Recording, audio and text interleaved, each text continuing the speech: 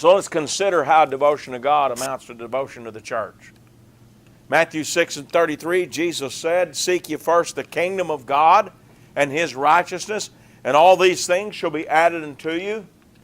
We often talk, and rightly so, about making God our priority.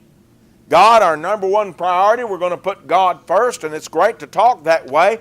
But understand, when Jesus talked that way, Jesus talked in terms of God's kingdom being first. Not that His kingdom is more important than God Himself, but His kingdom is important because God is important. Because we're devoted to God, we are devoted to His kingdom. And we believe the church is a spiritual expression of God's rule among men, God's kingdom. And so we put that first in our lives. In our collective activities, we think of that in terms of our attendance as a good illustration. When we attend together here, we attend the assembly of the saints, as you have chosen to do tonight. We are a part of a group activity, a collective activity, wherein we are gathered together to worship God together. And that's a joyful experience to have together. Hebrews 10 describes that in verse 24 and 25, when he said, "Let us consider one another to provoke unto love and to good works, not forsaking the assembling of ourselves together, as the manner of some is, but exhorting one another, and so much the more as you see the day approaching." Here the Hebrew writer spoke of some who would provoke to love and good works. And he said we should provoke to love and good works. So you have on the one hand this Christian that provokes fellow believers to love and good works. What do you have on the other hand? Someone who forsakes the assembling of ourselves together. So he said, you need to be the person that provokes others to love and good works, not the person that neglects to assemble with God's people. You know, some people will crow on and on like a banny rooster about how being a Christian isn't about going to church, as though the Bible actually taught that. And I want to tell you, the Bible doesn't teach that.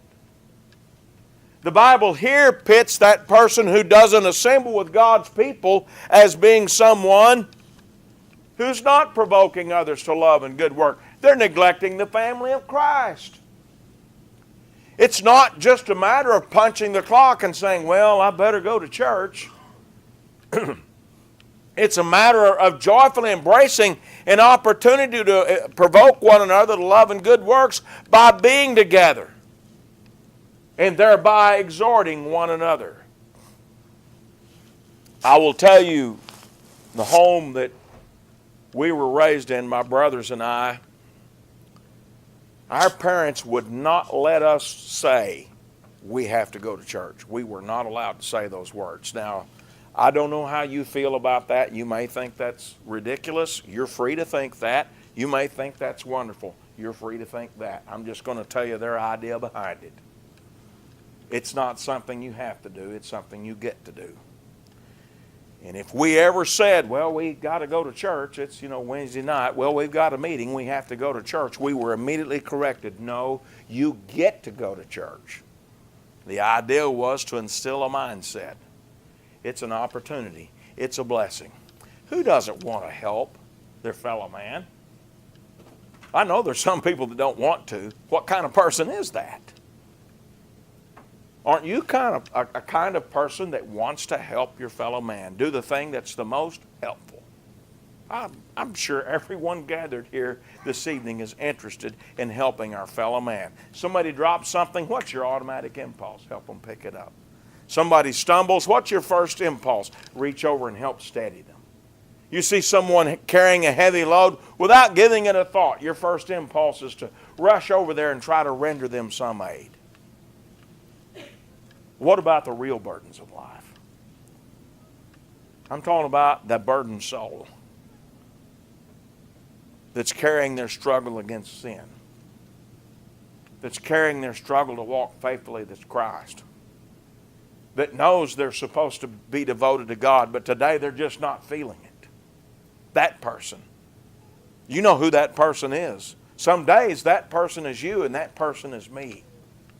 And they're feeling weak. And they're feeling like they don't know if they can take another step. What is our impulse towards them? Well, we should want to step in and run in and help provoke them to living the right kind of life. Provoke them to love God with all their heart, soul, and mind. And let that be the beginning of a wise walk that is full of good works. We ought to want that. And part of how we inspire one another or motivate one another to that is just in being together. I know there are other ways. I know those are important ways. But I also know it's important that we gather as God's people.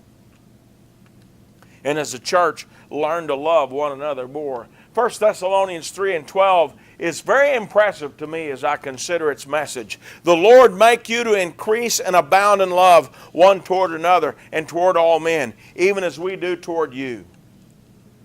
There are other places in Paul's writings to the Thessalonian saints where he talks about how, I know you already love each other, but I want you to abound more and more. And this is another one of those abound in love verses you'll find in the Thessalonian epistles.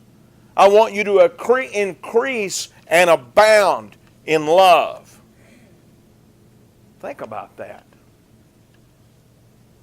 However much you love, well, they did enough already. It was great. Love more. Abound more. Crank it up. All right, you do that. You crank it up. You increase that level of love for the Lord's people, for the Lord's church. Then what do? You increase and abound more. You just keep growing. You never stop growing in that.